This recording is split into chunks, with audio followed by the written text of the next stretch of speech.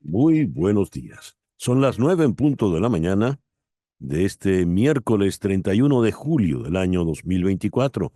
Y en este momento, a las 9 en punto de la mañana, usted está sintonizando en conexión por Éxito 107.1 FM, la emisora del sur de Miami, Territorio Éxitos. Usted también nos puede escuchar en la aplicación Actualidad Media Group, que usted puede descargar de manera gratuita en su celular. Y si usted entra en www.exito107.com, además de escucharnos, nos puede ver. Aquí recibo el saludo de Amalia Ancivino, Carmen Salas en Ibagüe, Colombia, Sebastiano Basile, Valentina González en Melbourne. Y ya está terminando el día que aquí estamos comenzando. Guillermo Useche en Puerto Ordaz, María Fernanda Mazzarelli en Buenos Aires, Fernando Bocaranda en Barquisimeto, Henry Moreno en Atlanta, Javier Miguel en Barcelona, Carlos Cuevas en Westchester, Jocelyn Costa en Smyrna, Tennessee, Andrés Gómez en Denver, Jennifer Quilice en Caracas, angustia, incertidumbre, Pastor Aranguren, Loengri Chacoa, dice Loengri, no se escucha, no, claro, si es que no había comenzado el programa. El programa comienza a las 9. Hugo Boscán en Ámsterdam, José de Villa Maracaibo, Juan Bautista González en Caracas, Luis Rojas, buenos días. Nos saluda desde Cabimas, Pedro Arellán. eh, Dice que Maduro ganó con transparencia. Bueno, el humor nunca falta. Gracias a todos por reportar la sintonía de En Conexión. Hoy para mí es un día muy, muy importante, muy especial. Les cuento por qué.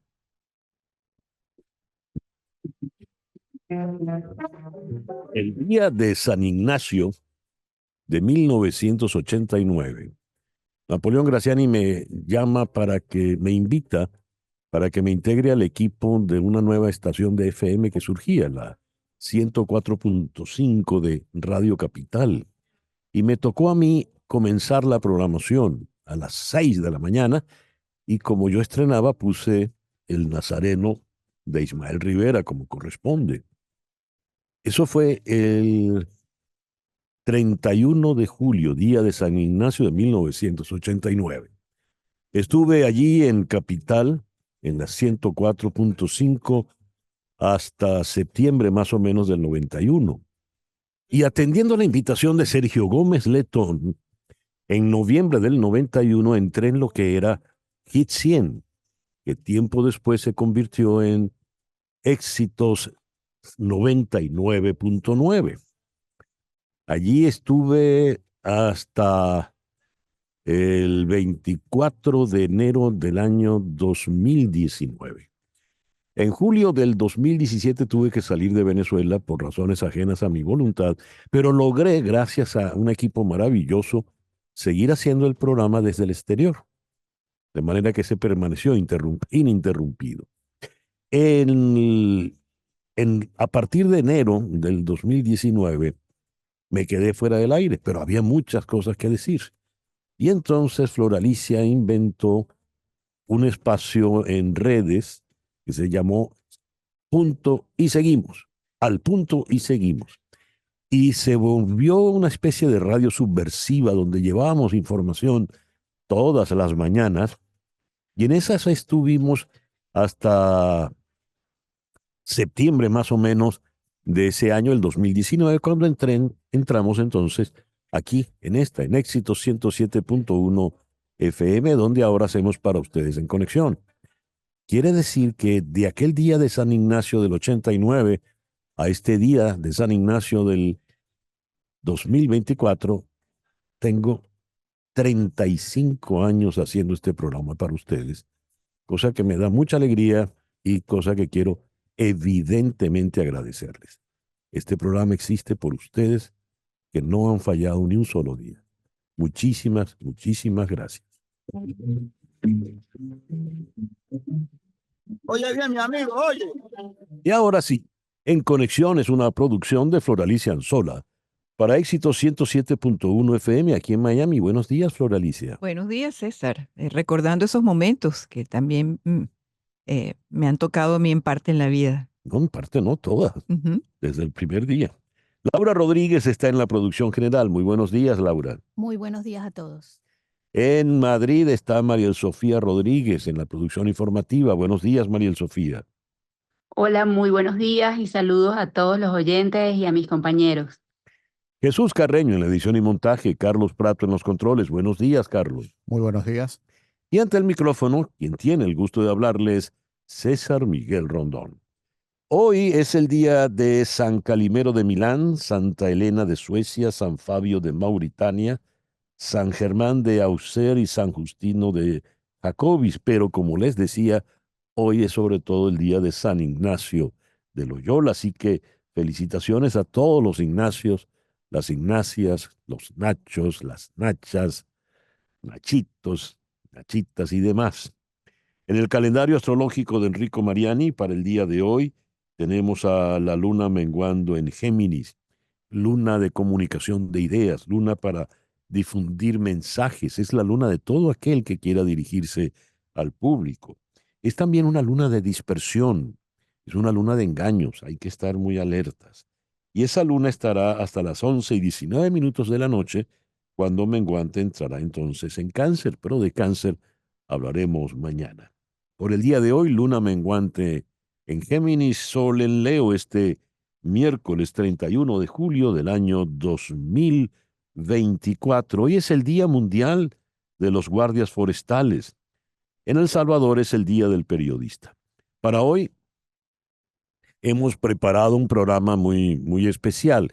Seguimos con los programas especiales, dándole cobertura íntegra al acontecer venezolano.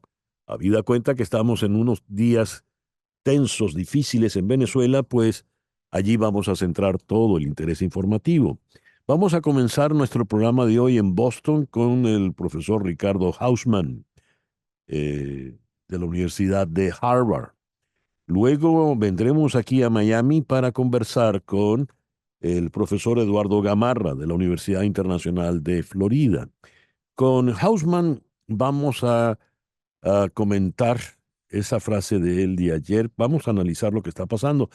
Pero mi primera pregunta será, doctor Hausman, ¿por qué dice usted que la estabilidad del gobierno de Maduro es la misma que la que puede tener en este momento una estatua de Chávez? Con el profesor Gamarra vamos a abordar la situación, cómo las opciones que puede tener en los momentos actuales tanto la Casa Blanca, el Departamento de Estado, como la OEA, el resto de América Latina y la Unión Europea con relación a la crisis venezolana. Vamos a conversar con Rafael Uzcategui, director del Laboratorio de Paz, a propósito de la cifra de fallecidos. Ya han fallecido 13 personas víctimas de la violencia de los disparos de la Guardia Nacional y la policía por las manifestaciones en Venezuela. En Washington vamos a conversar con María Virina Marín, de Provox. Maduro anunció una aplicación VENAP utilizada por activistas para revelar el nombre y la ubicación de los manifestantes. Es como decían, la institucionalización del sapeo. Sapeo para los venezolanos es ese que denuncia, el delator, el topo. Pues el régimen está apelando a todo, hasta la traición de los vecinos. En Rockville vamos a conversar con el economista José Guerra. ¿Cómo está? ¿Qué ha ocurrido en el panorama económico venezolano desde las elecciones hasta esta fecha? Con el periodista Pedro Pablo Peñalosa vamos a abordar, a analizar lo que puede estar ocurriendo en estos momentos dentro del chavismo. Para muchos no hay cohesión y hay ya visos evidentes de fracturas.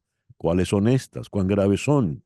Y cerraremos con la psicoterapeuta Catalina Gerke, aquí en Miami. Eh, Ella es experta en retiros de silencio, asesora para equipos de alto desempeño en zonas de conflicto. ¿Cómo se maneja la ansiedad, la tensión en días tan difíciles como estos? Ese es el programa que hemos preparado para el día de hoy, 31 de julio del 2024. El 31 de julio de 1556 murió San Ignacio de Loyola, sacerdote católico español, teólogo, militar. Él con 6 compañeros fundó la Compañía de Jesús, los llamados jesuitas, y se convirtió en su primer superior general en París en 1541. Falleció a los 65 años. Y el actual superior general de los jesuitas es un sacerdote venezolano, el padre Arturo Sosa. El 31 de julio de 1817 se llevó a cabo la batalla de Matasiete, en la Asunción, en la isla de Margarita. Yo no sé si todavía se practicará la costumbre, pero uno se acercaba a las montañas del Matasiete y se acercaban los muchachitos, en ese entonces por un bolívar, que en aquel entonces valía, le contaban a uno la historia de la batalla de Matasiete, con mucho invento y poca realidad, pero muy simpático siempre. El 31 de julio de 1914 se inició formalmente la producción petrolera en Venezuela con la activación del pozo Sumaque 1 de la empresa Caribbean Petroleum Company, subsidiaria de la Royal Dutch Shell, la compañía holandesa. La Shell culminó con éxito la perforación del Sumaque 1, primer pozo petrolero comercial del país. El 31 de julio de 1931 en Nueva York inició sus transmisiones la hoy emisora WCBS, la CBS. El 31 de julio de 1939 nació el gran Víctor Vitico Davalillo, quien nos dejó el año pasado a los 84 años. El 31 de julio de 1944 falleció Antoine de Saint-Exupéry. Se desapareció el avión donde volaba el piloto y autor de El Principito. Hoy cumple 80 años Geraldine Chaplin, la hija de Charles Chaplin, la única de 8 hijos que se dedicó al mundo de la actuación. Hoy está cumpliendo 59 años la señora J.K. Rowling, la autora de Harry Potter. El 31 de julio de 1976, Pedro Gamarro ganó medalla olímpica de plata en boxeo en los Juegos de Montreal. Y en las Olimpiadas del año 2012, Michael Phelps se convirtió en el deportista más laureado de la historia al sumar 19 medallas. El 31 de julio de 1886, a los 75 años, falleció Franz Liszt. Liebestraum. El 31 de julio de 1959, Cliff Richard estaba en el primer lugar en Estados Unidos con La Muñequita Viviente. 31 de julio de 1968, Tommy James and the Shondells estaban en el primer lugar con Money Money. El editorial con César Miguel Rondón. El lunes 22 de julio, el general en jefe Vladimir Padrino López, acompañado del general en jefe Domingo Hernández Lara y de otros altos militares, recibió en su despacho a los representantes del Centro Carter. Dijo en ese momento el general Padrino López: para nosotros es muy gratificante que ustedes estén presentes aquí en Venezuela ante los comicios del próximo 28 de julio, para abrirles las puertas bajo las directrices del Consejo Electoral Nacional. Y vemos cómo han llegado legislaciones de todas partes del mundo, de África, Asia, Oceanía, del Caribe, Europa, Latinoamérica, y eso, por supuesto, nos contenta. Así que le damos la bienvenida al Centro Carter, que tiene un prestigio ganado en todo el mundo y no solamente en tareas de elecciones, sino incluso de democracia y soluciones de conflictos. Y agregó el general en jefe: por la seriedad que representa el Centro Carter en esta materia, es por la cual el CNE los ha invitado para que nos acompañen en estos próximos comicios del 28 de julio, y en Venezuela vemos un ambiente entusiasta, de alegría, de mucho color, de mucha buena vibra, y todos los candidatos están haciendo sus concentraciones en las calles, y a nosotros eso nos contenta. Pues bien, ese mismo Centro Carter que con tanta contentura recibió el general Padrino López, ha presentado su declaración sobre lo que observó en las elecciones del domingo 28. Atlanta, 30 de julio de 2024. La elección presidencial de Venezuela de 2024 no se adecuó a parámetros y estándares internacionales de integridad electoral y no puede ser considerada como democrática. El Centro Carter no puede verificar o corroborar la autenticidad de los resultados de la elección presidencial declarados por el Consejo Nacional Electoral de Venezuela. El hecho que la autoridad electoral no haya anunciado resultados desglosados por mesa electoral constituye una grave violación de los principios electorales. El proceso electoral de Venezuela en 2024 no ha alcanzado los estándares internacionales de integridad electoral en ninguna de sus etapas relevantes y ha infringido numerosos preceptos de la propia legislación nacional. Se desarrolló en un ambiente de libertades restringidas, en detrimento de actores políticos, organizaciones de la sociedad civil y medios de comunicación. A lo largo del proceso electoral, las autoridades del CNE mostraron parcialidad a favor del oficialismo y en contra de las candidaturas de la oposición. Más abajo, en otro párrafo, concluye esta declaración. La ciudadanía venezolana se movilizó masiva y pacíficamente el 28 de julio para expresar sus preferencias. La jornada de votación transcurrió de una manera cívica, pese a restricciones en el acceso a recintos para observadores nacionales y sobre todo testigos de partidos, mecanismos de eventual presión sobre el electorado, puntos de control partidario gubernamental en la cercanía de los recintos para verificar la asistencia de los votantes e incidentes de tensión o violencia reportados en algunas localidades. En el número limitado de recintos visitados, los equipos de observadores del Centro Carter comprobaron la voluntad de la ciudadanía venezolana por participar en un proceso electoral democrático y demostrando su compromiso cívico como integrantes de mesa, testigos de partidos y observadores. Estos esfuerzos fueron desmerecidos por la ausencia de transparencia del Consejo Nacional Electoral en la difusión de los resultados. Cita textual de la declaración del Centro Carter sobre la elección en Venezuela, publicado en la ciudad de Atlanta el día de ayer, 30 de julio. Señor General en Jefe Vladimir Padrino López, hágale honor a su palabra. Ese Centro Carter que usted ponderó como de alto prestigio, voy a buscar la cita de el prestigio ganado en todo el mundo y no solamente en tareas de elecciones, sino incluso de democracia y solución de conflictos.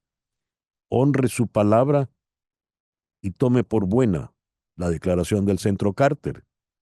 Si lo hace, tiene entonces que recoger las palabras que dijo la noche del 28 de julio, antes de que el señor Elvis Amoroso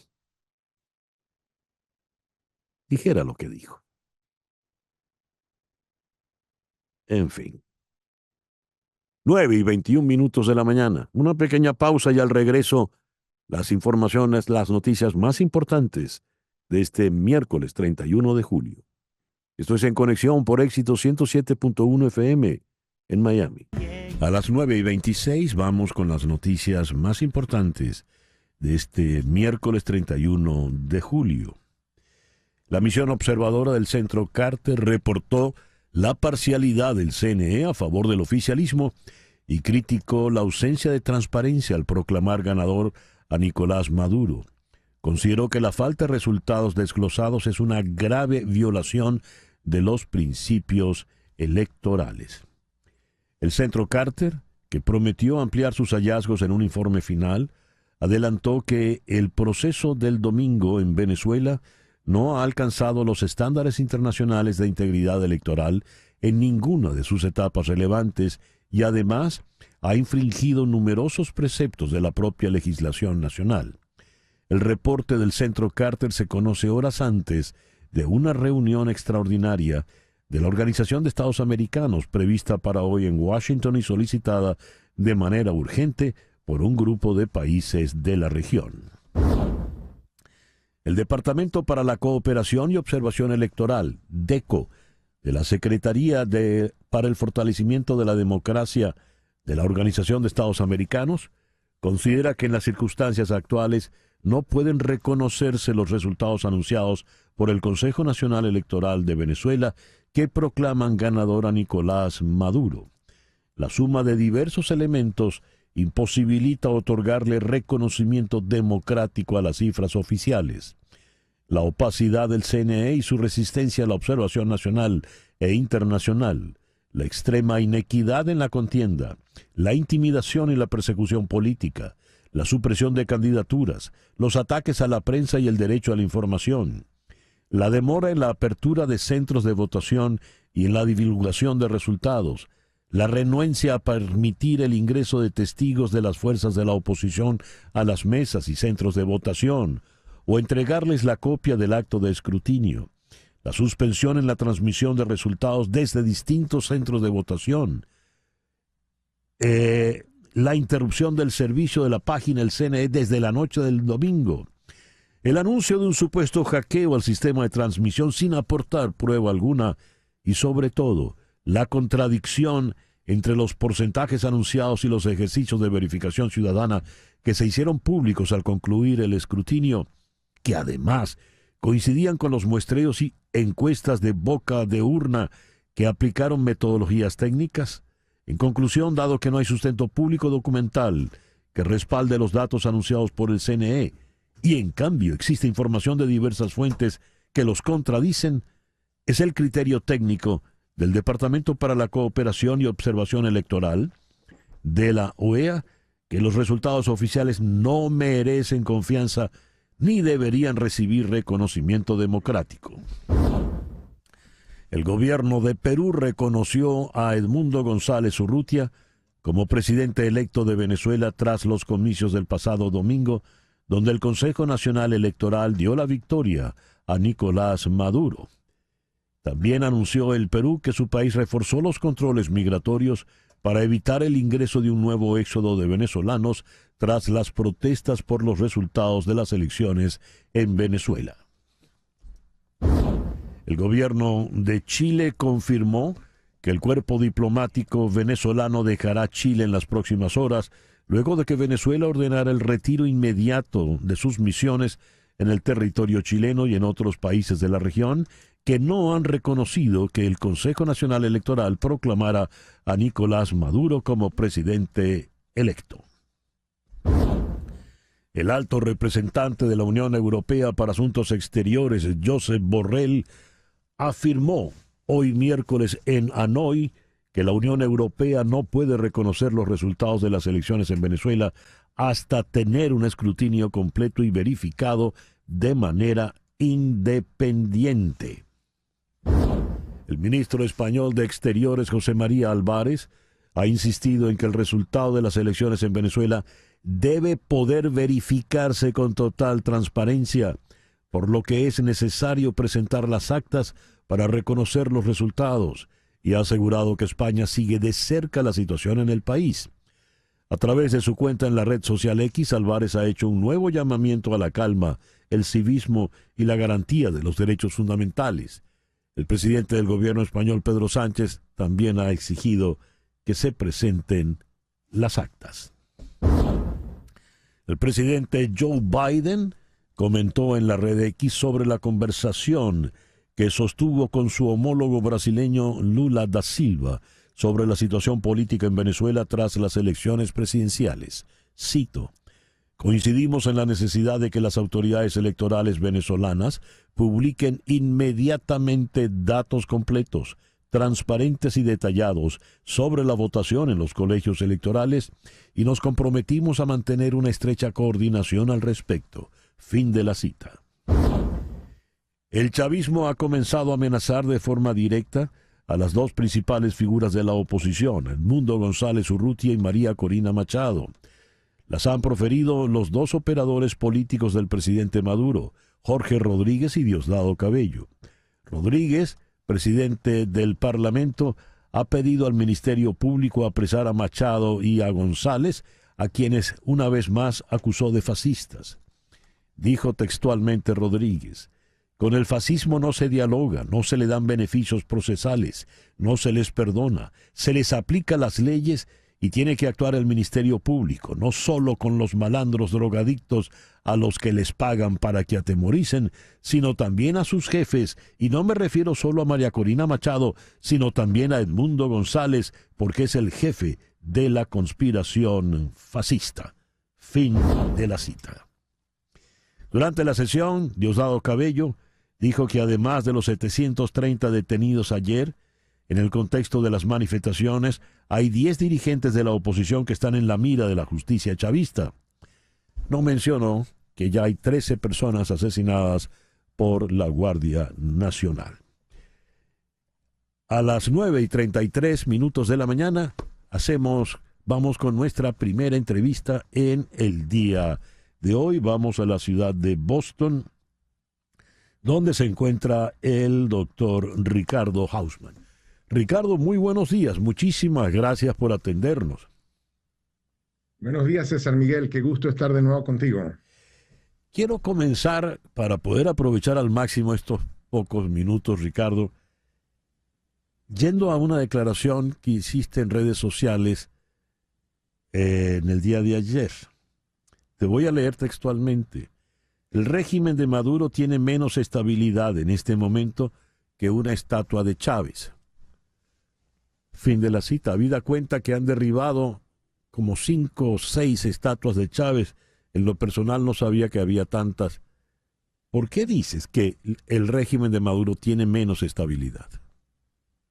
Mira, la base de un gobierno, como dice la Constitución americana, es el consentimiento del pueblo. O sea, es interesante la palabra consentimiento, que es que, o sea, te tienen que permitir, ¿no? O sea, no es que la aprobación, el entusiasmo, es el consentimiento del pueblo. Y lo que realmente resulta impresionante de los resultados que conocemos de la elección de julio del 28, el julio 28, es que Venezuela se unificó. Venezuela se unificó. No es que hay zonas chavistas y zonas de oposición. Es que a lo largo de todo el territorio nacional los resultados electorales son sorprendentemente iguales.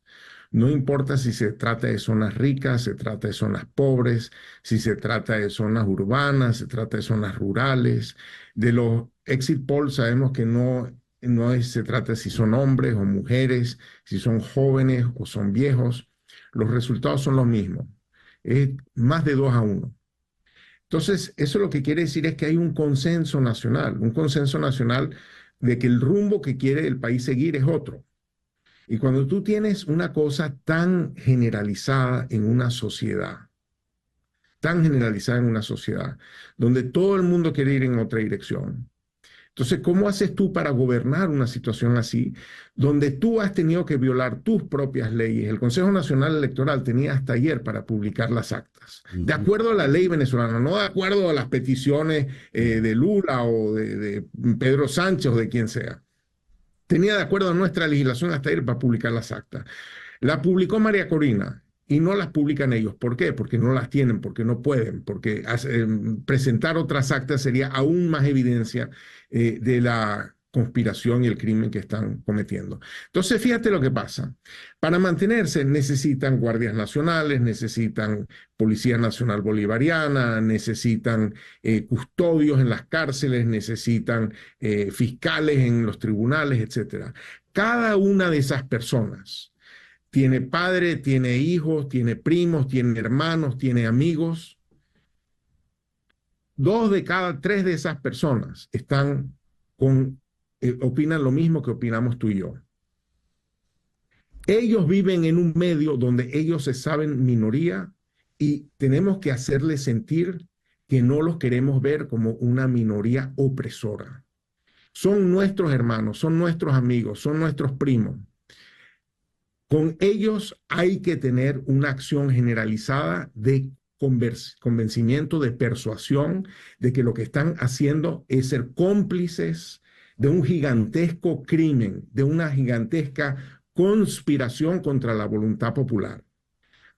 Entonces, más que, o sea, María Corina dirá que a dónde hay que marchar, qué día hay que marchar, hacia dónde, pero todos nosotros podemos agarrar nuestros teléfonos y llamar a nuestros amigos, a nuestros familiares, a nuestros vecinos que están metidos en la conspiración para violar la voluntad popular.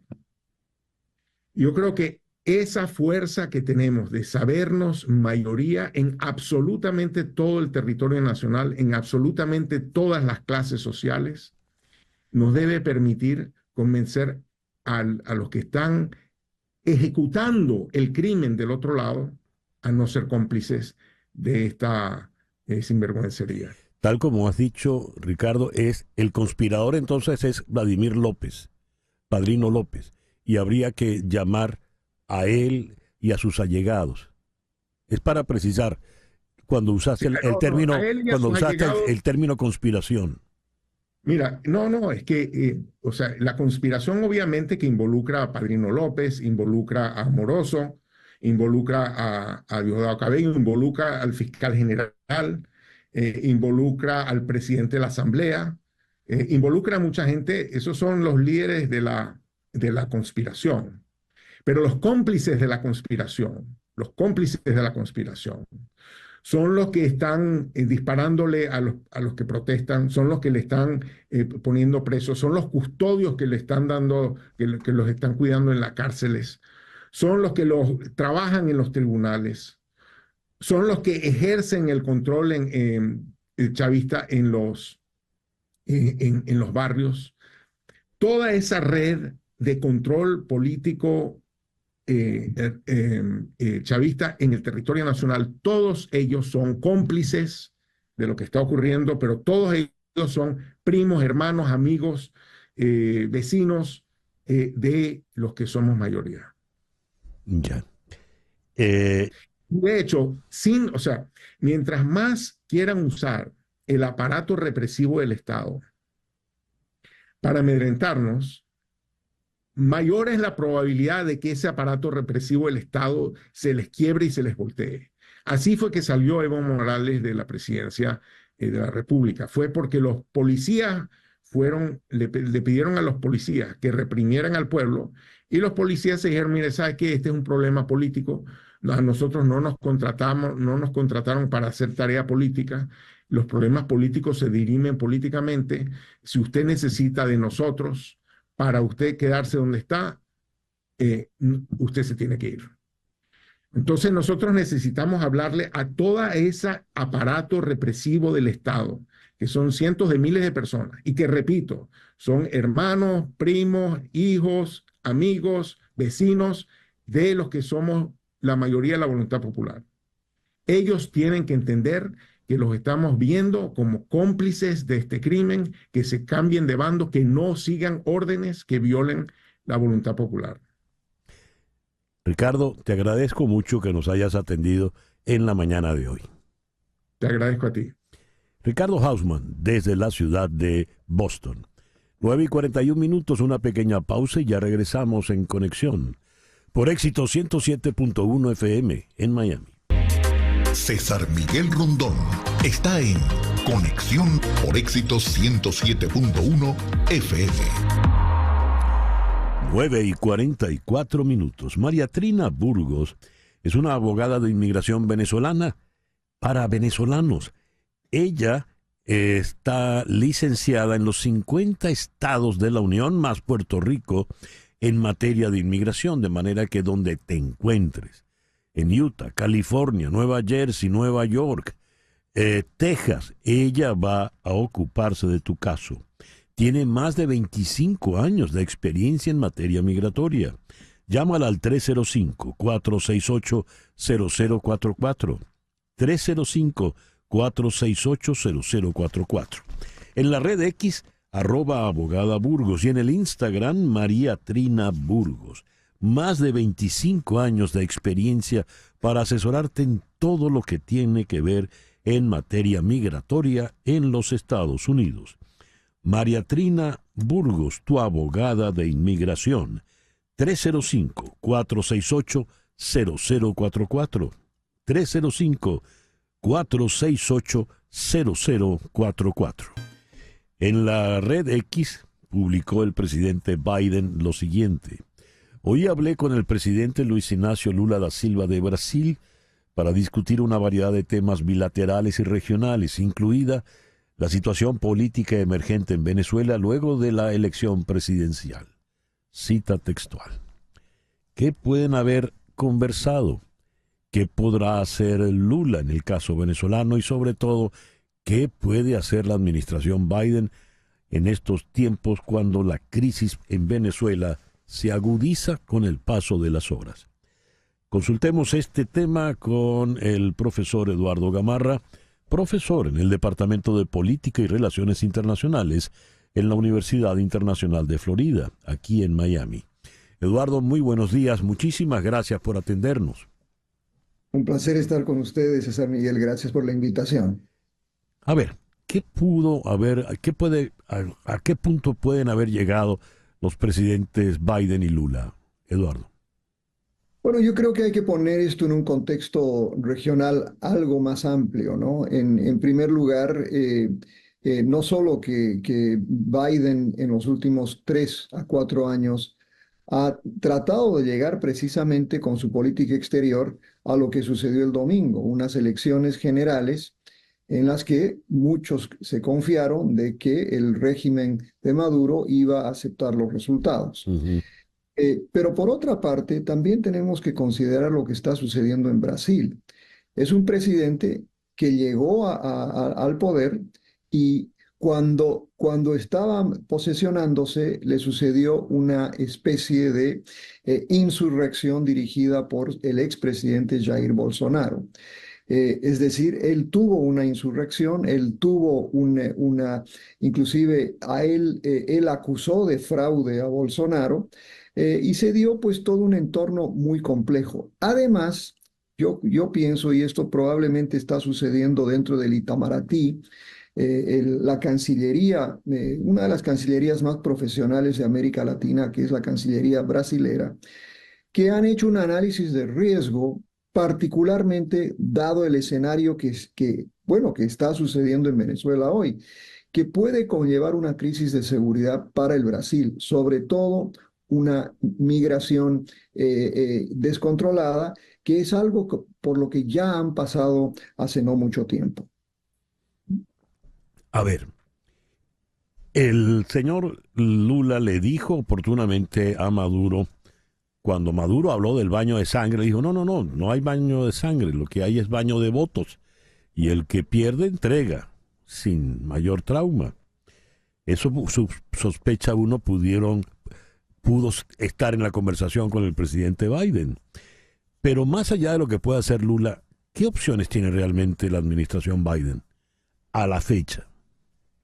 Bueno, la única opción que le queda, y creo que hay que entender, esta conversación con Brasil es muy importante. Tener a Brasil como aliado en este momento es muy importante. También es importante escuchar lo que dijo ayer Gilberto Murillo, el canciller de Colombia. Sí, sí. Él también ha estado en conversaciones con Washington, y Murillo es una persona de mucha confianza en Washington en todos los sectores. Entonces, esa posición conjunta creo que es vital. Son los dos vecinos más importantes de Venezuela, y por supuesto, en particular Colombia ha sido un aliado muy importante de Estados Unidos. Entonces yo creo que Estados Unidos va a jugar esa carta, va a intentar llegar a una declaración, una presentación de actas, no sé de dónde la sacarán, pero en algún momento la única forma de resolver esto es que Venezuela, el gobierno de Venezuela, produzca unas actas que son aceptables y que son, digamos, fiscalizables por parte de la comunidad internacional, como uno la quiera definir, ¿no? Si es Estados Unidos, Brasil y Colombia, o si es una comunidad internacional más amplia. Pero creo que a eso está apuntando Washington. Mi opinión, César Miguel, es que es probablemente algo ingenuo esperar que el gobierno de Venezuela produzca las actas cuando básicamente el Consejo Electoral ya ha aceptado que una victoria de Maduro, ha dado cifras, y no va a presentar actas, porque tendría pues que inventárselas, ¿no? Bueno, Francisco Santos, el colombiano, ya advirtió que había un plan en este sentido en Petare. Creo que tenemos la declaración que dio esta mañana Santos a nuestros compañeros.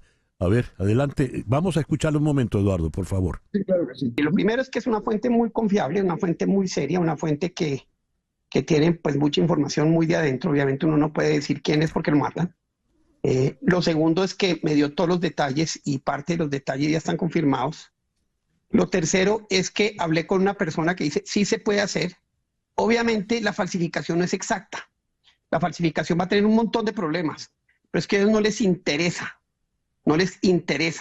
que sea perfecto, que les interesa mostrar unas actas que después digan, cuando digan, ¿cómo así? Entonces las nuestras son falsas y las de ustedes son verdaderas. Y tiene, digamos, yo diría dos objetivos políticos. Uno, Petro, y dos, Lula. A ver, según hemos verificado con expertos en esto, el proceso para cotejar y decir son falsas es sofisticado y se lleva su tiempo, lo cual le va bien al régimen de Maduro una vez que ya tuvo esa espuria declaración de juramentación de Nicolás Maduro el pasado lunes.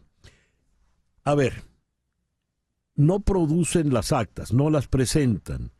¿Qué ocurre? ¿Cómo queda la Unión Europea? ¿Cómo quedan todos los que están pidiendo actas? Hasta Pedro Sánchez acaba de pedir las actas.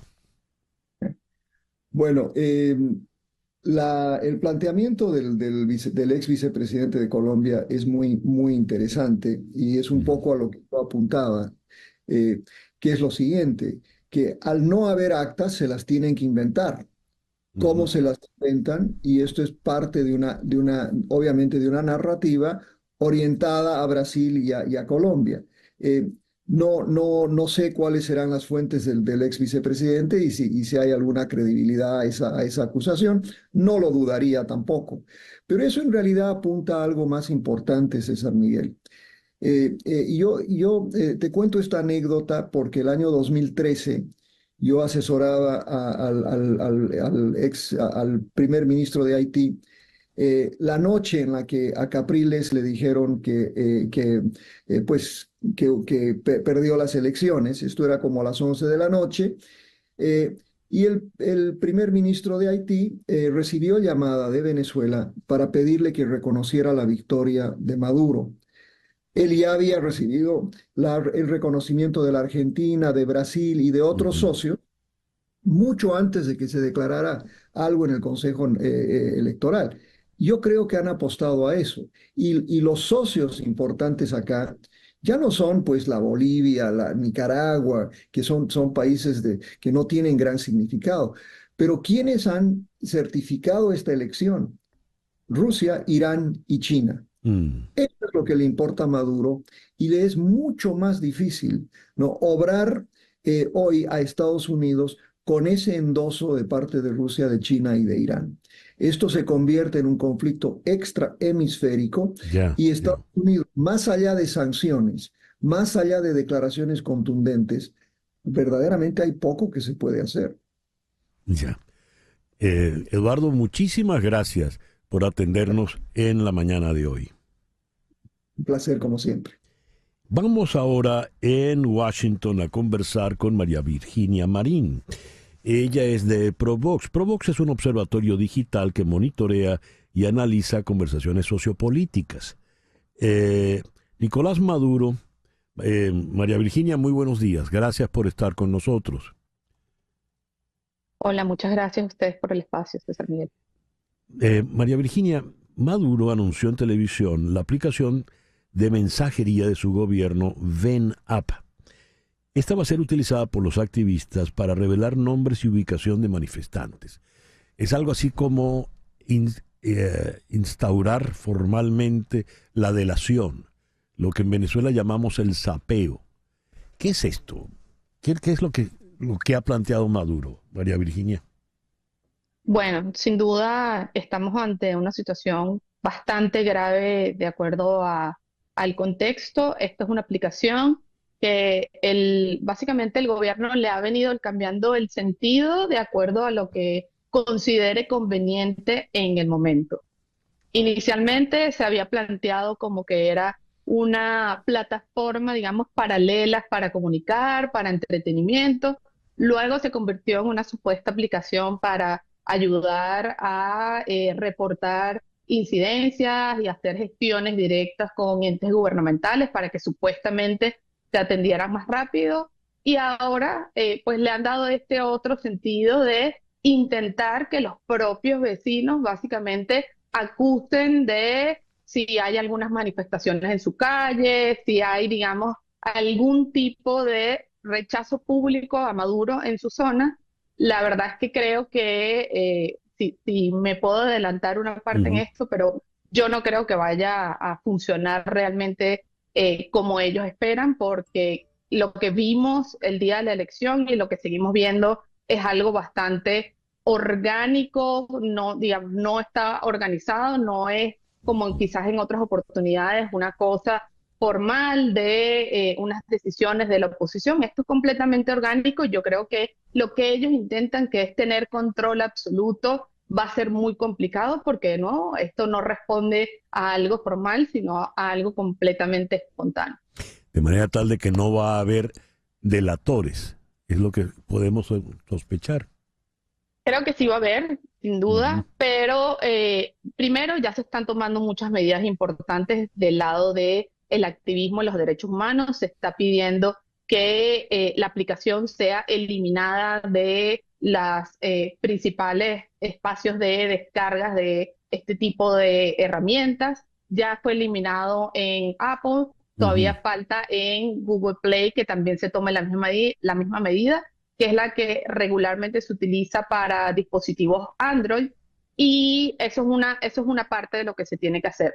Pero creo que hay otra parte que sin duda sí va a haber delatores, Ujú. pero de nuevo, creo que a veces incluso todo el mundo sabe quién puede ser el mismo delator Ajá. dentro de su zona. Entonces creo que también ahí hace falta que incluso los vecinos hablen de forma normal, esos son sus vecinos y hablan regularmente con ellos. Entonces, que de alguna forma hagan la advertencia de, estamos todos en esto, por favor, no seas tú quien llama a la violencia, porque eso es una de las Sí, cosas también importantes. Aquí Maduro ha dicho que se llama a la violencia desde la oposición y no ha sido así. Ahora, lo que sí hemos visto es la represión de las fuerzas policiales y parapoliciales en contra de la manifestación. Entonces, si tú no quieres, tú como mismo vecino, que algo le pase a las personas de tu comunidad, a tus vecinos, a la gente que has visto crecer, no seas tú quien los delata, no seas tú quien llama a la policía, a las fuerzas ujú. policiales, porque además, pase lo que pase después,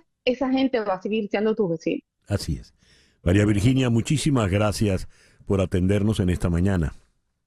A ustedes por el espacio y por todo lo que hacen. Gracias. María Virginia Marín es de Provox, Observatorio Digital, desde Washington. Ahora, en esta tónica desesperada, la represión por parte del régimen se ha acentuado. Tenemos la información de 13 personas que han sido ya asesinadas por bala, básicamente, armas de fuego. Vamos a abordar el tema con Rafael Uzcategui, defensor de derechos humanos, director del Laboratorio de Paz. Rafael, muy buenos días, gracias por atendernos. Buenos días, César Miguel. Gracias a ti por el contacto y contento de estar con tu audiencia. Muchas gracias. A ver, ¿cuántos fallecidos hay ya en este momento? Mira, sí, se está anunciando 13. Nosotros habíamos consolidado anoche la cifra de 11, pero sin embargo teníamos 6 más que estábamos confirmando, porque bueno, hay mucha información cruzada.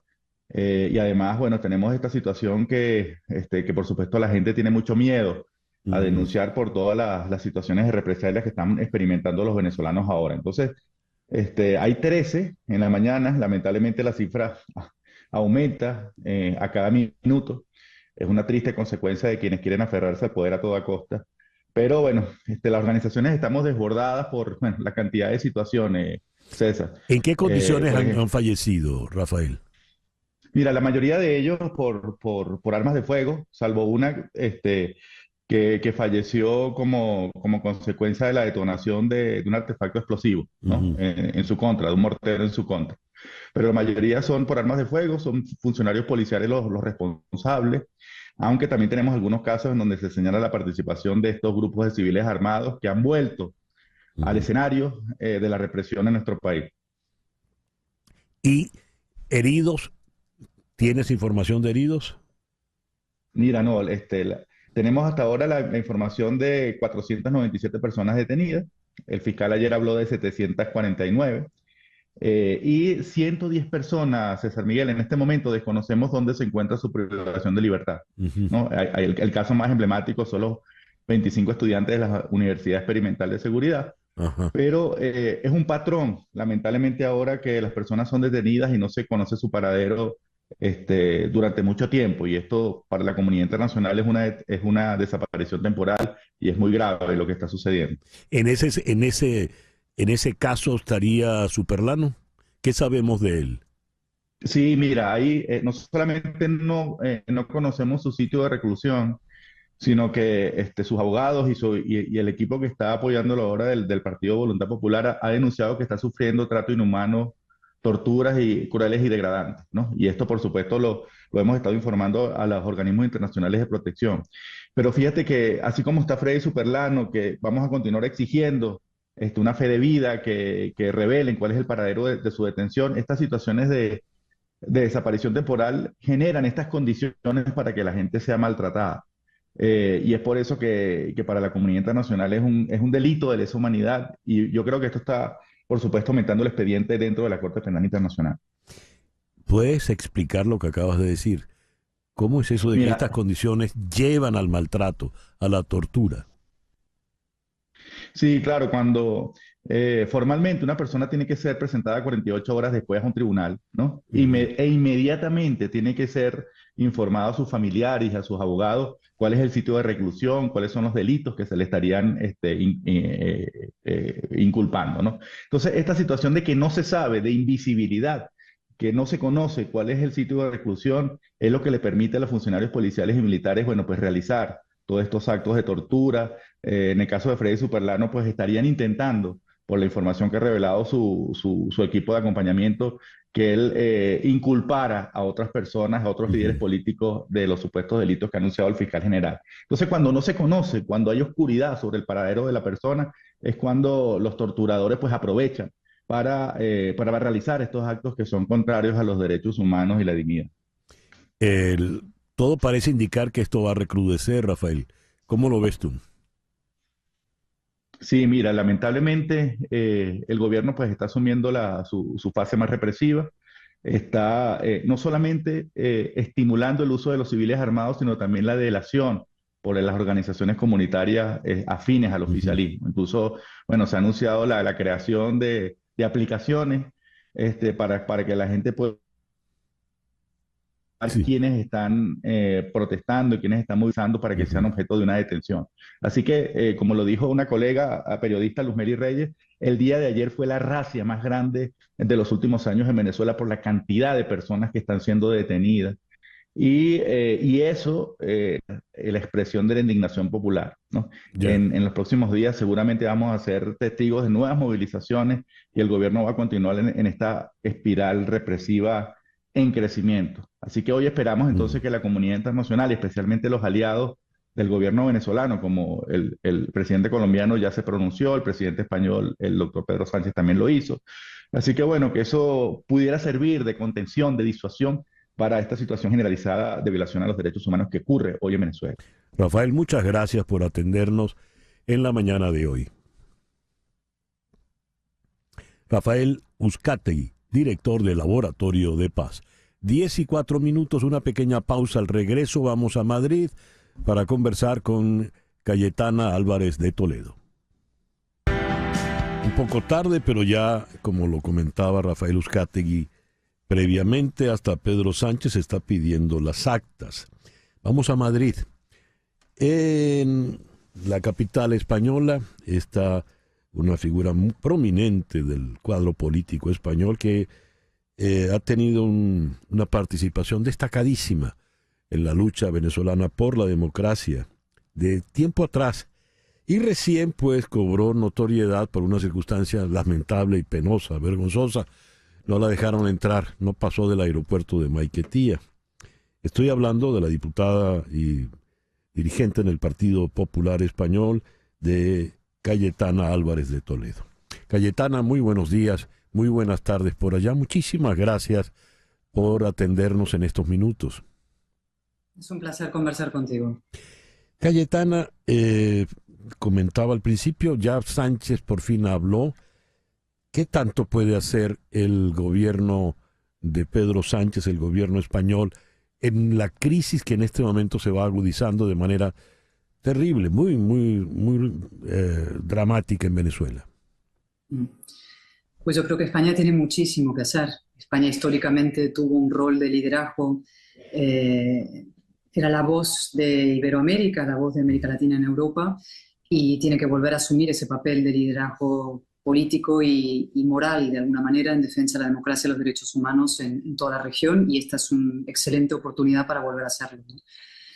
Se ha replegado a lo largo de los últimos años España, y además hay una figura particularmente nefasta, que es José Luis Rodríguez Zapatero, que es un testaferro como mínimo moral de Nicolás Maduro, y yo creo que esta es una oportunidad que tiene el gobierno de España para desmarcarse de esa corriente, de esa posición verdaderamente inmoral y abyecta, y adoptar una posición distinta de defensa del orden democrático y de la voluntad soberana del pueblo venezolano.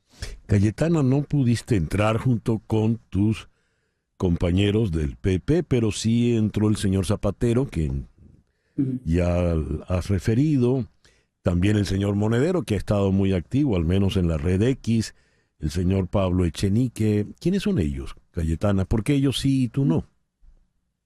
Bueno, son todos aliados, intérpretes y beneficiarios de un régimen criminal, sencillamente dicho. El señor Zapatero, como decía anteriormente, es un testaferro como mínimo moral de Nicolás Maduro. Es un lobista del régimen, es una persona que ha traficado con el sufrimiento de los presos políticos, es una persona que ha hecho negocio con la dictadura. Y yo espero que todo se acabe sabiendo, además. A mí siempre me ha sorprendido que los negocios del señor Zapatero en Venezuela no salían a la luz, o salían siempre muy tangencialmente, pero yo tengo la esperanza de que todo aquello que intuimos y los datos que se van, digamos, conociendo un poco por voz baja acaben algún día saliendo.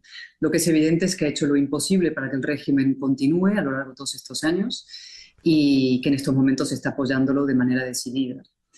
Y bueno, ojalá que él caiga junto con toda la dictadura. A ver, ¿qué tanto puede hacer ese Congreso español, ese Congreso de los Diputados, donde tienes una participación tan importante, Cayetana? Pues yo lo creo que lo crucial en esta hora tan delicada y tan importante es reivindicar la verdad y los hechos, ¿no? Esta es la operación de posverdad más grosera y criminal de la historia reciente, ¿no? De la historia de las últimas décadas en el mundo, ¿no? Es la madre de todos los fraudes electorales. Maduro es un usurpador. Maduro se ha convertido en el enemigo público número uno del pueblo venezolano. El pueblo venezolano ha elegido de manera heroica y masiva a Edmundo González y ha apostado por un cambio y una transición pacífica a la democracia. Edmundo González es el presidente electo de Venezuela, y no porque lo diga yo, no porque lo diga simplemente la oposición, porque le da la gana, sino porque se han hecho un esfuerzo monumental para recoger las actas que ese gobierno criminal no quiere mostrar.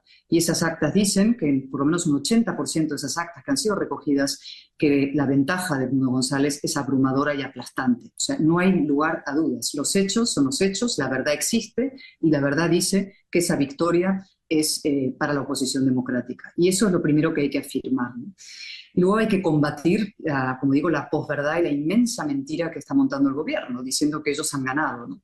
O que hay incluso un riesgo de guerra civil. Y esto es otra cosa que hay que desmontar. Aquí no hay polarización en Venezuela, no hay dos bandos enfrentados, no hay una guerra civil en ciernes. Hay un consenso aplastante y mayoritario a favor de una transición a la democracia y de la libertad, y una cúpula criminal cada vez más acorralada, cada vez más violenta y agresiva, precisamente por acorralada, que está aferrándose como pueda al poder, ¿no? Y eso es lo que dice la dictadura que sucedió. Yo creo que ellos dicen que ellos ganaron, ¿no? Esto no se lo cree nadie en el mundo. No se lo cree, de hecho, ni Zapatero, por supuesto, ni Monedero, ni todas esas excrescencias de ultraizquierda que se benefician del régimen. Es un fraude masivo y es sabido. Hasta el centro Carter, en la mañana de hoy, que era el único observador mínimamente imparcial al que el régimen había tolerado su ingreso, ha dicho que estas elecciones no han sido democráticas y que se ha producido un fraude masivo. Es decir, insisto, no hay nadie en su sano juicio, ni con un mínimo, digamos, de decencia, que diga públicamente que esa victoria se la ha llevado Nicolás Maduro. Entonces, lo importante es ahora tres mensajes, ¿no? Primero, en mi opinión, la dictadura se va a caer. Esto es cuestión de tiempo. Se va a caer. Lo importante es que se caiga con la menos sangre posible, es decir, que el régimen no tenga la capacidad para hacer daño, para ejecutar ese baño de sangre que ya anunció Maduro antes de las elecciones, ¿no? Y eso es muy importante, para eso es muy importante la movilización de la presión internacional en defensa de la oposición democrática, hablar con claridad, decir que las elecciones las ha ganado la oposición y que este régimen se tiene que ir cuanto antes. Hay que mantener fuerte la movilización en la calle y hay que proteger a los líderes. Y esto es un asunto que a mí me preocupa en estas horas muchísimo, ¿no? El equipo de María Corina Machado y de Edmundo González, como bien sabe todo el mundo, está asilado en la Embajada Argentina. La Embajada Argentina está siendo asediada en estos momentos por los esbirros y matones del régimen. Y es crucial asegurar su protección. Todos los cuerpos diplomáticos de democracias que están presentes en Venezuela en estos momentos tienen que colaborar y ayudar para que el equipo de María Corina tenga garantizada su seguridad. Si no es en la Embajada Argentina, porque la Embajada Argentina va a tener que cerrar, en otra embajada. Y ese es un mensaje crucial. Hay que proteger y defender a esa cúpula y, por supuesto, la propia María Corina, que en un gesto más de valentía, en fin, imposible de imitar por cualquiera porque lo supera todo, ha dicho que ella no se va del país, que no se va a ir a Costa Rica, que amablemente la han acogido, sino que se va a quedar al frente de su pueblo para llegar exactamente hasta el final. Hasta el final significa transición, significa libertad y significa democracia. Hablando de asilos, de salidas, vamos a la acera contraria, Cayetana. A ver, la relación en política entre España y la América Latina y particularmente entre España y Venezuela es muy vieja, tiene vieja data y ha sido muy rica, fructífera en ambas vías, en ambas direcciones. Habida cuenta de esa relación estrecha de cierta afinidad ideológica y quizá hasta de negociados, como sugeriste, entre personeros del actual PSOE, del gobierno y del gobierno venezolano, ¿qué gestión podría llevar adelante el gobierno de Pedro Sánchez en el momento en que haya que tenderle la mano, el puente de plata, a Nicolás Maduro y sus más allegados? ¿Podría Pedro Sánchez hacerlo? ¿Podría el Partido Popular ayudar en ese sentido? Yo creo que en estos momentos la ayuda no viene tanto por los puentes de plata, que siempre supongo que hay negociaciones que se llevan a cabo entre bambalinas. Yo desconozco realmente lo que está pasando detrás de las persianas, ¿no? Si es que está sucediendo algo y sobre todo qué está pasando dentro del régimen, ¿no? Que seguro que están pasando muchas cosas. Estoy segura que en las fuerzas militares, por ejemplo, se están moviendo cosas. Yo, en fin, gente que dice Vladimir Padrino está dispuesto a fusilar al pueblo venezolano si hiciera falta, y otra gente que te dice que no estaría dispuesto a hacerlo, ¿no? Y es el momento de decirle al señor Padrino que para ser un patriota antes hay que ser un demócrata, ¿no? Y que él tiene la obligación de proteger la voluntad soberana del pueblo, y eso significa acatar el resultado de las urnas, ¿no? Y a partir de ahí, ¿qué pueden hacer los gobiernos? Pues siempre entran dentro del difícil terreno de las negociaciones, lo que unos y otros puedan hacer. Yo te confieso que en eso me supera. Yo creo que en estos momentos lo que hace falta es presión, presión, presión, y que vean que no hay salida más que marcha atrás. Es decir, que la salida, la huida hacia adelante es violencia y además tiene patas cortas. Es decir, esto está acabado. El régimen está acabado. La dictadura está acabada. Se puede ir con más o menos sangre. Lo importante es que se vaya con la menos sangre posible. Y esa yo creo que es la misión ahora de los principales países. Evidentemente, hablando de negociaciones, claro, hay países que tienen, por ejemplo, Francia tiene una estrecha relación con Brasil. Puede ayudar a que la posición de Brasil sea una posición decente. El señor Boric, por ejemplo, se ha portado muy bien en las últimas horas. Es decir, esto es un mensaje también muy importante, ¿no? Yo creo que el régimen calculó muy mal lo que iba a suceder en estas elecciones. Y hay un consenso inmenso dentro del país de que quieren libertad y democracia, y se ha visto, y hay un consenso cada vez más grande a nivel internacional. En los próximos minutos, si es que no ha salido ya, va a haber una declaración del G7. Y eso es muy importante. Eso es algo que está a punto de salir, que se estaba negociando, una declaración conjunta del G7, diciendo que este proceso no tiene ninguna garantía, no lo ha tenido, y que hace falta la verificación de las actas. Y las actas ya están verificadas, es lo que yo podría añadir. Sí.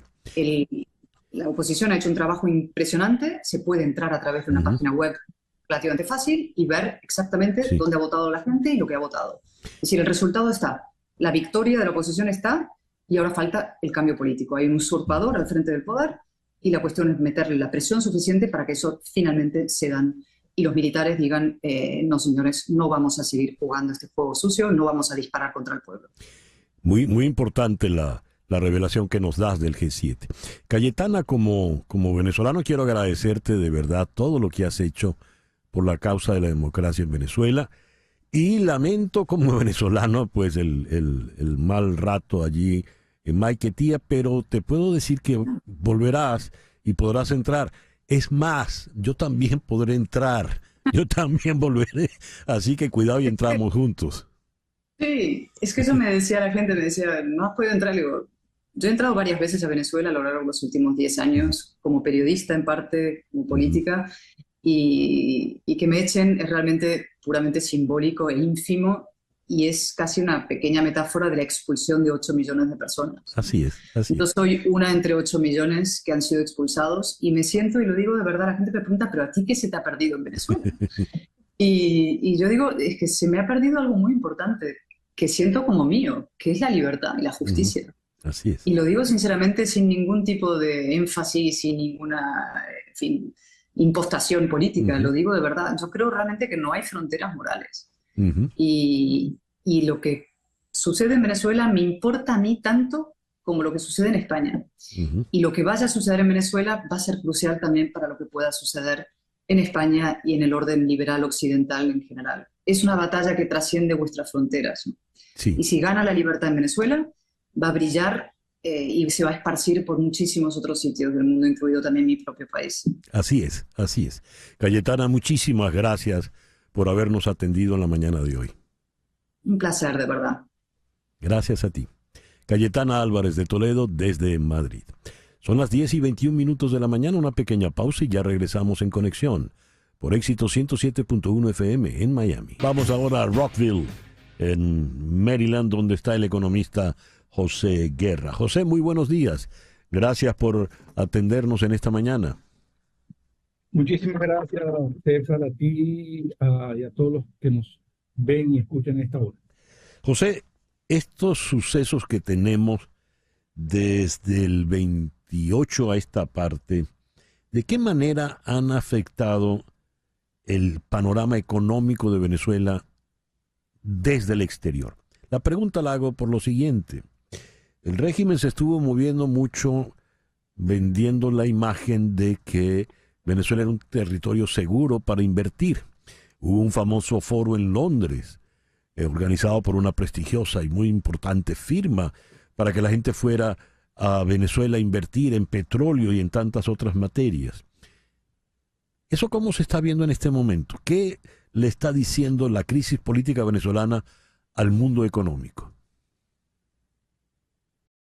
Lo que estamos viendo lo que estamos viendo en evidencia en Venezuela en este momento es una parálisis o una semiparálisis de la actividad económica.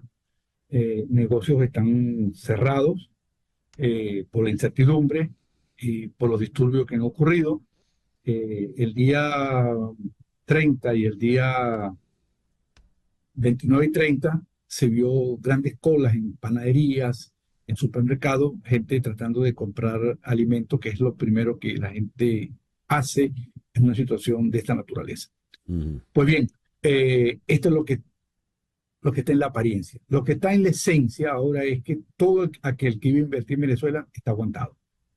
Ese famoso foro, no sé qué van a hacer con él, pero nadie que pensaba o alguien que pensaba invertir dólares en la producción petrolera porque se suponía una flexibilización de las sanciones en el, atrás, luego de las elecciones del 28, los que estaban esperando para comprar bonos de la deuda venezolana, es decir, colocar plata en Venezuela, eso se acabó, eso ya no existe, hay un estado de incertidumbre y es explicable, porque con un gobierno que se robó unas elecciones, esto no fue que hay un fraude, no, es un robo, demostrado que es un robo de las elecciones, lo que va a venir con seguridad es más inestabilidad política, falta de reconocimiento, y eso va inevitablemente y lamentablemente a trancar el flujo de inversiones que se estimaba para Venezuela.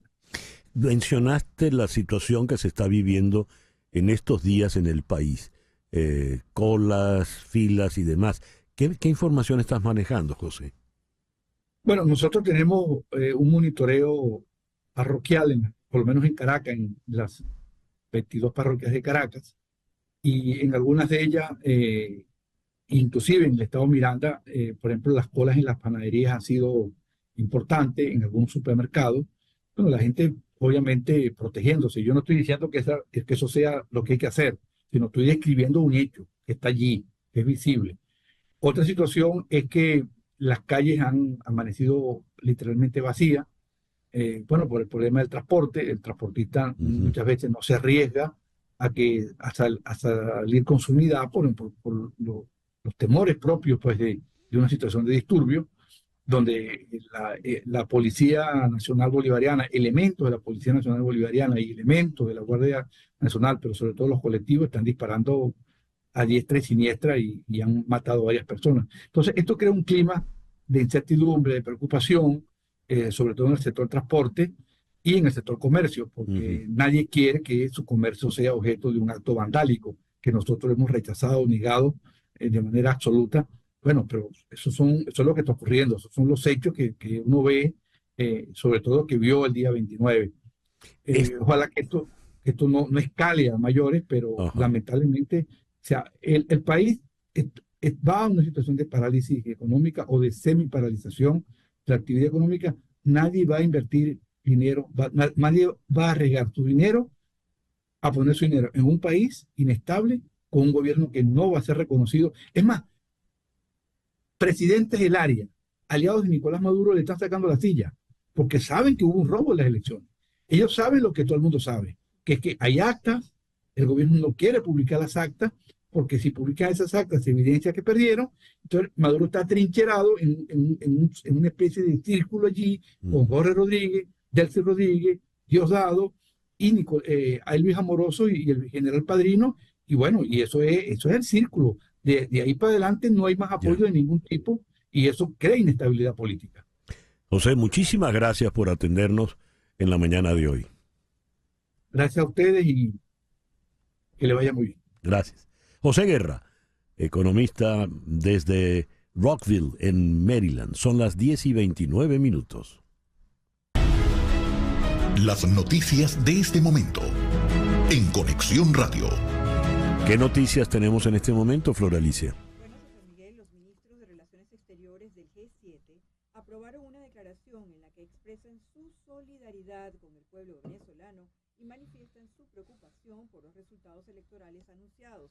Según informó hoy el canciller italiano Antonio Tajani, dijo: hacemos un llamado a los representantes venezolanos para que publiquen los resultados detallados de las elecciones con total transparencia y pedimos a los representantes electorales que compartan de inmediato toda la información con la oposición y los observadores independientes. 7 democracias industrializadas a las que tuvo acceso Reuters declararon esto, que son parte del grupo 7. Pedimos la máxima moderación y una solución pacífica, democrática y dirigida por Venezuela. Gracias, Flor Alicia.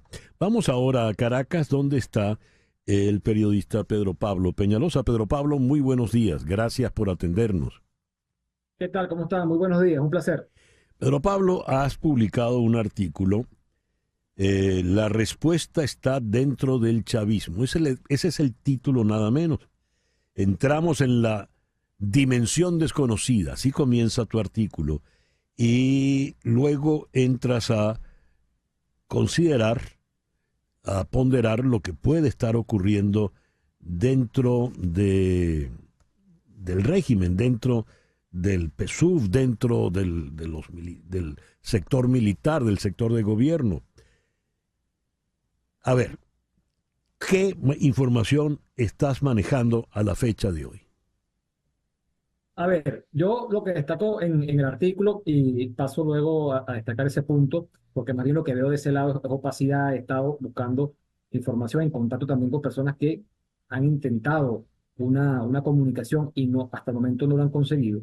Es que, en principio, la oposición, digamos, ha hecho el trabajo y lo está haciendo. Obviamente queda un camino por recorrer muy importante, muy complejo.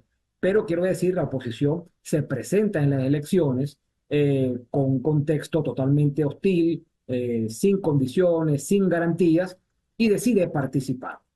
Esto es una gran diferencia con respecto al año 2018. En el 18, tanto la oposición como la comunidad internacional deciden no reconocer la elección, pero no hubo participación. Aquí la oposición participa bajo estas condiciones.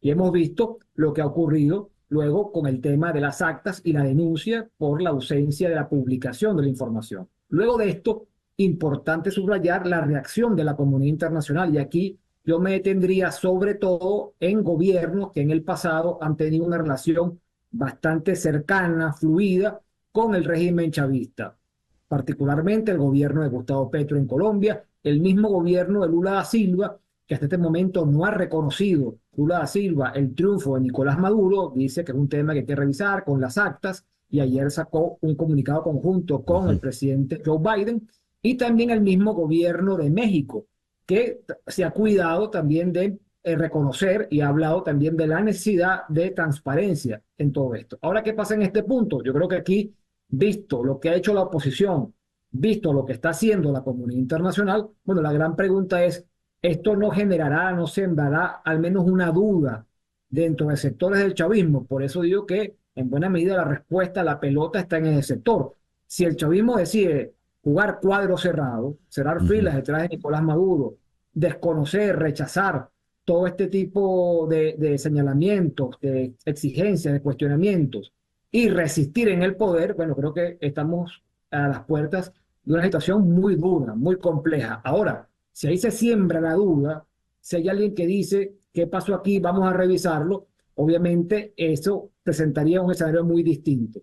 Recordemos que ya el CNE proclamó a Maduro como triunfador de la elección. Entonces, claro, esto va subiendo la apuesta, va haciendo el terreno cada vez mucho más complejo, más espinoso, pero es lo que en este momento está planteado. Por eso los expertos nos advierten que la elección en este tipo de regímenes no es el punto de llegada, sino que puede ser más bien un catalizador, puede ser más bien un factor que termine abriendo un nuevo escenario que facilite o por lo menos deje en perspectiva la posibilidad de una transición. Ahora, si el chavismo, repito, como hasta el día de hoy se muestra sólido, cohesionado, obviamente va a ser muy difícil que esto pueda tener un resultado distinto.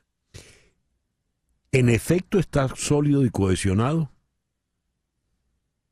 Hay que decir que hasta esta hora sí se han mostrado. O sea, yo más bien destacaría, obviamente, es algo, estamos hablando de diferentes factores que están allí, pero es de subrayar que el día domingo, en realidad, mucho antes de que el CNE diera los resultados, bueno, quien había dictado sentencia había sido el ministro de la Defensa, Vladimir Padrino López. Además que Padrino López durante toda la campaña en realidad utilizó sus redes sociales, sus intervenciones para avalar la candidatura de Nicolás Maduro. Recordemos que la Constitución venezolana establece, como es normal en cualquier país que tenga fuerzas armadas profesionales, que la fuerza armada está al servicio de la nación, no está al servicio de una parcialidad política. Sin embargo, aquí claramente los principales voceros de la Fuerza Armada, recordemos también al general Domingo Hernández Lares, que difundió incluso una noticia falsa o un montaje contra María Corina Machado, bueno, abiertamente se pronunciaron a favor de Nicolás Maduro. Y ese día, también antes de que el CNE hablara, ya cuando te escuchaste a Padrino López, dijiste, bueno, está claro cuál va a ser el anuncio del Consejo Nacional Electoral. Ahora es la pregunta, si se siembran dudas con el tema de las actas, si se mantiene este reclamo pacífico por parte de la oposición y si la comunidad internacional insiste en exigir transparencia, ¿se mantendrá esa unidad? O sea, no habrá nadie que pregunte qué está pasando dentro del chavismo. Puede ser que la respuesta sea que sí, que se mantiene esa unidad y entonces Venezuela va a un camino, como ya han transitado otros países, del caso de Nicaragua, por ejemplo, y otros casos que están a escala mundial, donde, bueno, simplemente el gobierno se mantiene cohesionado, la cúpula cívico-militar, y avanza por encima del reclamo y la protesta de la gente y también de la comunidad internacional, incluidos, repito, socios del gobierno chavista. La otra opción, bueno, que aquí esto permita o abra la posibilidad a que haya una revisión, de que haya dudas dentro del gobierno, y eso abre entonces la posibilidad de un nuevo escenario. A ver, no voy a preguntar nombres porque es delicado y tú estás allá y no quiero ponerte de ninguna manera en problemas. Ayer una muy destacada colega tuya me suplicó que no le hiciera ese tipo de preguntas, respuesta que fue más que elocuente. Pero el gobierno hasta este momento no le ha temblado la mano para reprimir. Y todo parece indicar, y si nos atenemos a lo gritado ayer en la Asamblea Nacional por Jorge Rodríguez y Diosdado Cabello, pues la represión irá a mayores. Incluso en cualquier momento hasta podrían caer detenidos María Corina Machado y Edmundo González Urrutia. 1.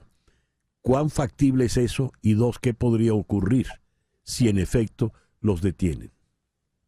Bueno, sobre cuán factible, de nuevo, si nos guiamos por estas declaraciones, hasta este momento hay que decir que el gobierno de Maduro lo que buscó fue aislar, ¿no? Disminuir, debilitar el entorno y el grupo de trabajo de María Corina Machado. Por eso están estas 6 personas refugiadas en la embajada de Argentina, entre ellas Magali Meda, mano derecha de María Corina Machado. Por eso en su momento la detención de Henry Alviares, de Ignor Hernández, también parte del equipo de María Corina Machado. Quizá aplicando una fórmula que ya hemos visto en el pasado, no van directamente contra la cabeza, contra quien está al frente de la oposición, pero sí van debilitando, disminuyendo, minando su entorno.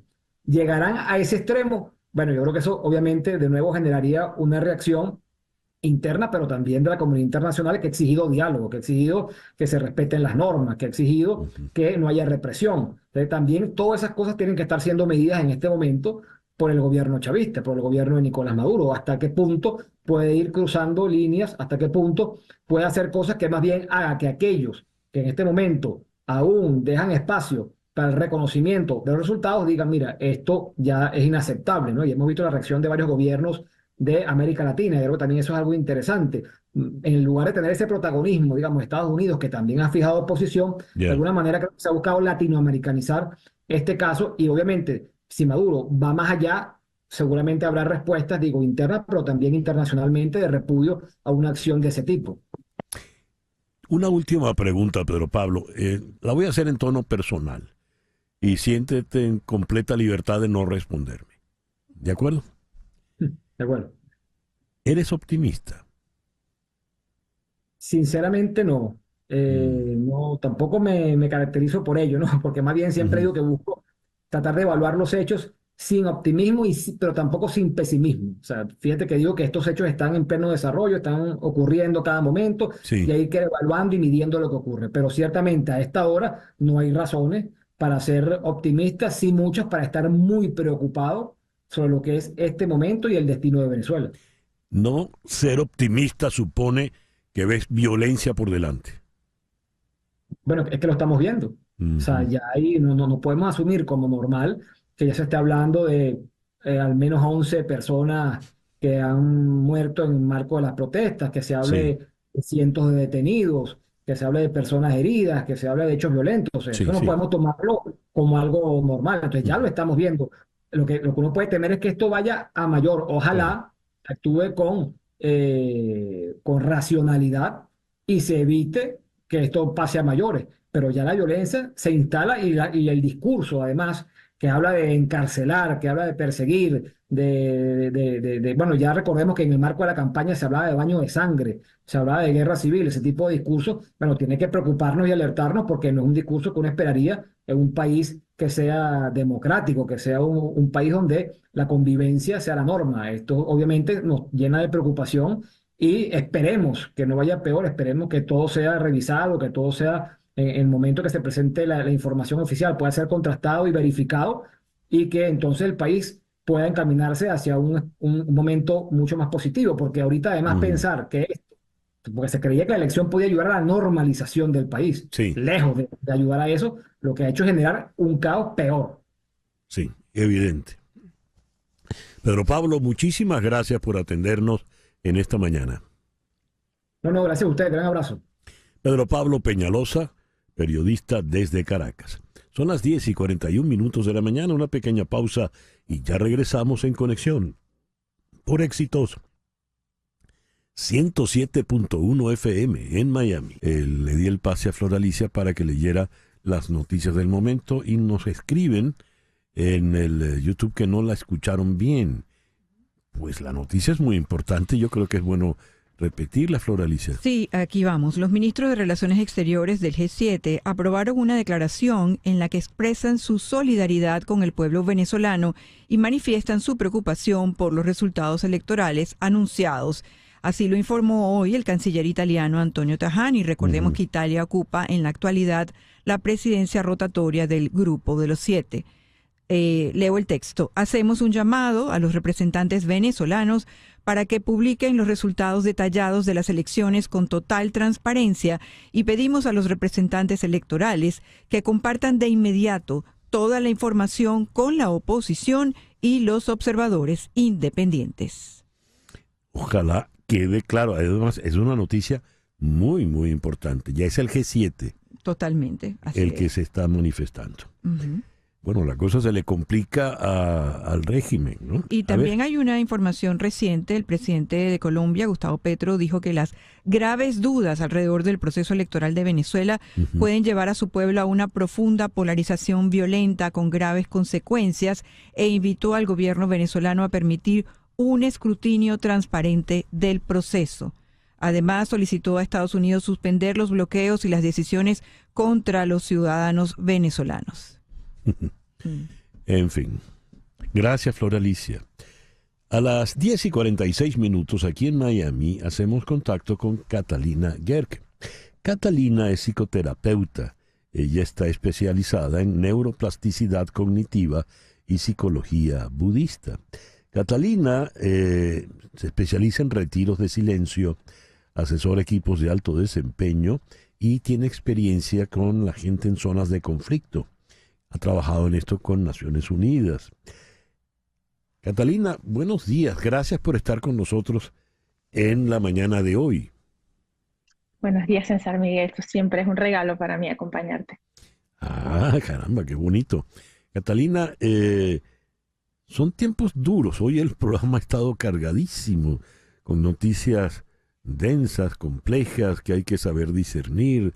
Son tiempos de incertidumbre, de confusión. ¿Qué nos dices? Bueno, primero que la confusión y la incertidumbre es compartida, que no importa si estamos de este lado de América o si estamos allá en Venezuela, pues lo sentimos igual de profundo y nos llena a todos de la misma ansiedad, no es territorial, ¿no? Y creo que eso genera un sentimiento muy importante de unión entre nosotros que hace mucho tiempo no sentíamos también. ¿Y qué hacemos con ese sentimiento? Bueno, como te imaginarás, pues las redes llenan todos los días de mensajes de personas como, bueno, en esos sub y bajas de las emociones que nos genera entre la esperanza y el duelo y el fracaso y el engaño y la frustración. Y en estos días con todas estas noticias, pues me he dado cuenta que al igual que en los procesos personales, tenemos que empezar a aplicar lo que usamos en psicoterapia para salir de los momentos difíciles, de los momentos transitorios, porque al final de cuentas el país es un gran ser humano, ¿no? Y bueno, por ahí va la nota, en qué tenemos que hacer para sentirnos diferentes y entonces tener la capacidad de hacerlo diferente. ¿Y qué es lo que debemos hacer? Bueno, partamos de la idea de que estamos todos funcionando desde nuestro sistema límbico, que es nuestro córtex prefrontal aquí diciendo esto no va a cambiar, esto no va a cambiar, esto no va a cambiar, y por dónde viene esa angustia a generarnos todas estas emociones de, como siempre digo, de corto espectro, porque la ansiedad, la injusticia, la rabia son emociones que no nos llevan a ningún lado muy lejos más que la reacción inmediata y estímulos de violencia. ¿Qué ha hecho María Corina Machado con todo este proceso? Es lo que les quería contar en este espacio. Ella ha logrado accionar, desactivarnos durante toda su campaña y todo este movimiento, desactivarnos la parte de nuestro cerebro que necesita la recompensa inmediata, el que ya quiero salir de aquí, ya quiero cambiar, y cambiarnos una parte del lenguaje que es el por qué quiero que este gobierno salga, por el para qué. El para qué activa dentro de nuestro córtex prefrontal una mirada de perspectiva totalmente diferente. Cuando yo digo por qué, se me activa la rabia, se me activa la venganza, se me activa la frustración, mientras que el para qué tiene la capacidad de generar la conversación con la serotonina, donde el para qué de repente me abre el espacio de la mirada y no tengo enfrente al otro al que quiero agredir o del que estoy harto o del que quiero que le caiga la justicia, sino que me hace verme a mí en un lugar diferente, y esa es la mirada realmente del cambio. ¿Cómo quiero verme yo en la realidad que quiero cambiar? ¿Quién quiero ser yo en ese proceso? Abre emociones para la persona dentro de su conversación interna muchísimo más amplias que la venganza, la rabia, la frustración y la injusticia. ¿Y qué debo hacer? Sabes que mi estrategia siempre es la introspección hacia adentro. Yo quisiera invitar a las personas que nos escuchan y a las personas que nos siguen en las redes, es que vamos a hacer ese mapa individual. Este proceso, ¿cuál es el para qué de mi vida? Siéntate 5 minutos hoy antes de volver a mandar esas cadenas que nos dicen que otra vez vamos a estar mal o que no nos van a salir bien las cosas o que nos van a dejar en el lugar donde estamos. Antes de enviar esa cadena por WhatsApp, antes de difundir noticias que nos hacen caer en las emociones negativas, siéntate 5 minutos, imagínate que el cambio ya se dio. Mira, ahí estás activando tu córtex prefrontal con una emoción diferente. ¿Para qué quiero este cambio? ¿Para qué quiero que nosotros salgamos de este lugar victoriosos? El para qué es una mirada individual que afecta entonces la conciencia colectiva. El ejercicio de 5 minutos de silencio, ponga alguna música de introspección, imagínate en la Venezuela que siempre has soñado, ¿para qué quieres el cambio? Y desde allí, antes de difundir emociones negativas, noticias que nos llevan a ese lugar de frustración, recógete y lleva al espacio individual de responsabilidad que dice, si yo me siento diferente, voy a activar mecanismos de acción diferentes, y es donde podemos prometernos todos que dejamos al lado la inmediatez de la recompensa y este camino es para largo, ¿no?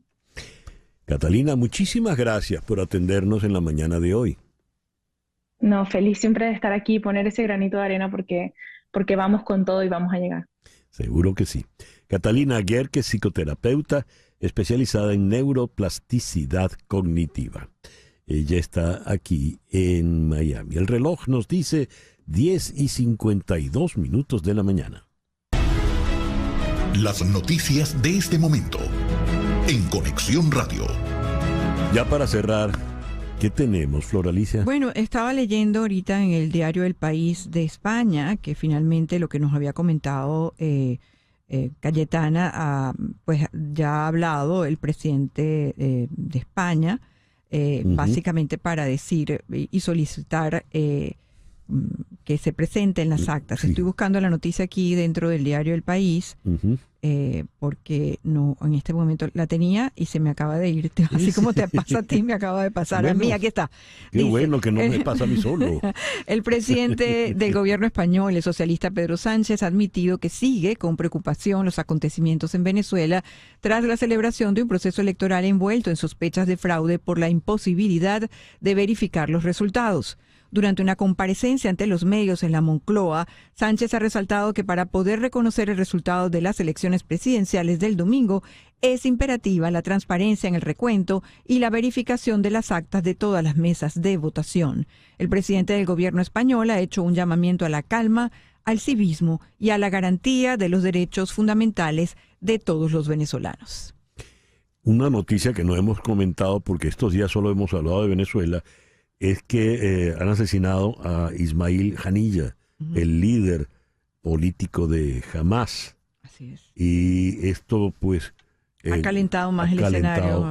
Exactamente.